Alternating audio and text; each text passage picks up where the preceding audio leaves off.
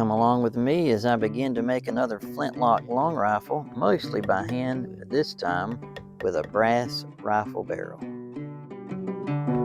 Greetings from cold South Carolina in the midst of a frost heave, and this is David Gillespie, Pumpkin Town Primitives. So it's been quite a while since I've made a video for our little YouTube channel, and I apologize for that to our subscribers.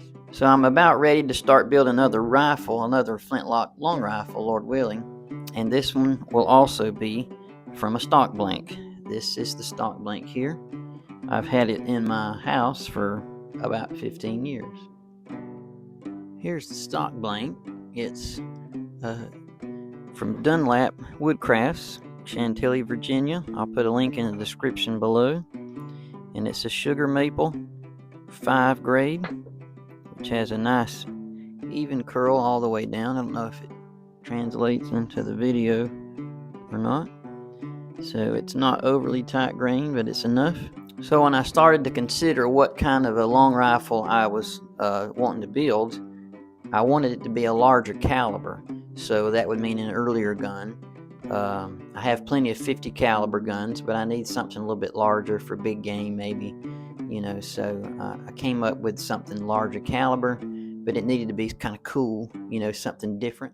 I was thinking about one of the most interesting long rifles I've ever seen in person, and I always kept coming back to Mr. Wallace Gusler's brass barrel gun, and I had the privilege to hold it and carry it just for a few moments out to his Suburban, probably 15 years ago after a lecture he did at Martin Station near the Cumberland Gap.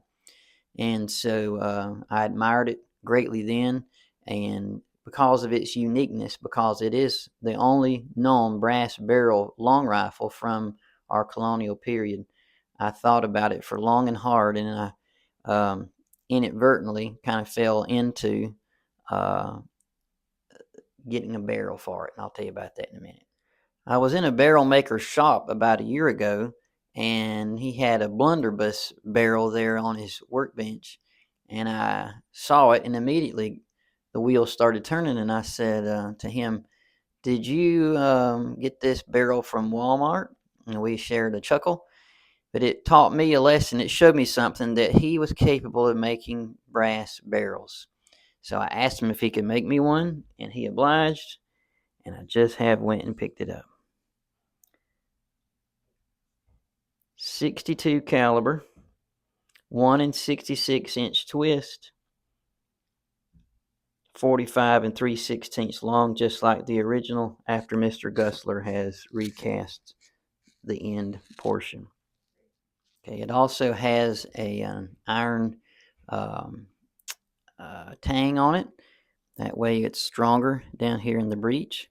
So this is a D weight. It's a very heavy barrel. It's a 6.04 pounder. Now, if that was a bass, it would be a lunker. This is a lunker of a gun barrel.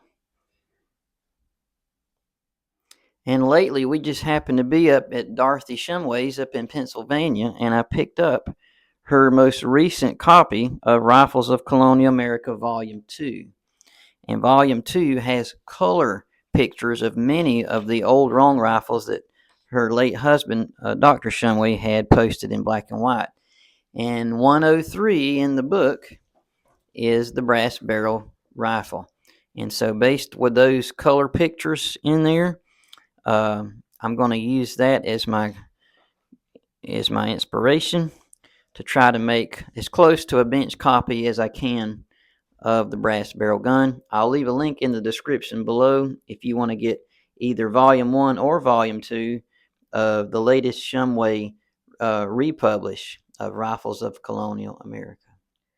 So the barrel itself is what's called, it's naval bronze, and so it was from a round bar stock, and the barrel maker drilled it out from the center and then lapped it and reamed it, and then made me 7 grooves, 7 lands, I think, with round bottom rifling and round bottom grooving, and so anyway, from my understanding, naval bronze is 60% copper, 39% zinc, and 1% tin.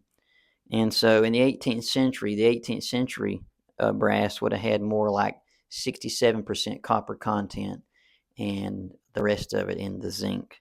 So this is a little more copper, a little less copper content, a little more zinc content, but should be dead soft and should make a sweet gun barrel because it won't pit and it won't rust like an iron barrel would.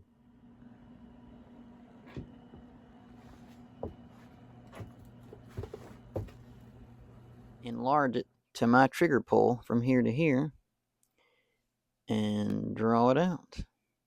The stock blank has just enough room to cut out for the butt plate, which obviously that would be wood, and I could probably scoot it down a little bit, but just to be on the safe side, I've pushed it all the way where the breech is down, and I'm about a half of an inch short. So for that reason, I'm going to glue a piece onto here. It'll all be hidden under the muzzle cap anyway. Original gunsmiths at times had to make do with their stock blanks, and I'm going to be carrying on in that tradition.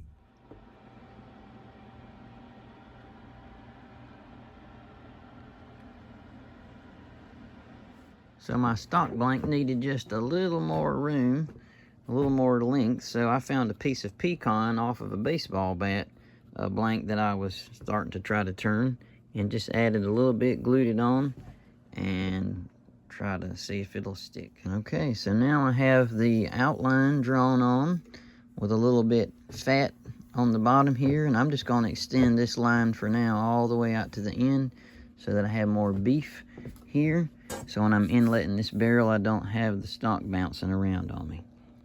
So, and I'm going to cut to the outside of this line 1/16 of an inch beyond that, which is already 1/16 of an inch beyond what I'm going for. Where you been, dear husband? Well, I went down to my friend Don's, who's got a nice bandsaw. His name of his bandsaw is A-Prentice. So we use the A-Prentice to work the gun stock down to a lot lighter weight gun stock. Looks good.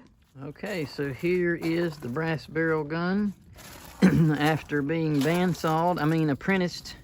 We use an apprentice to cut it out.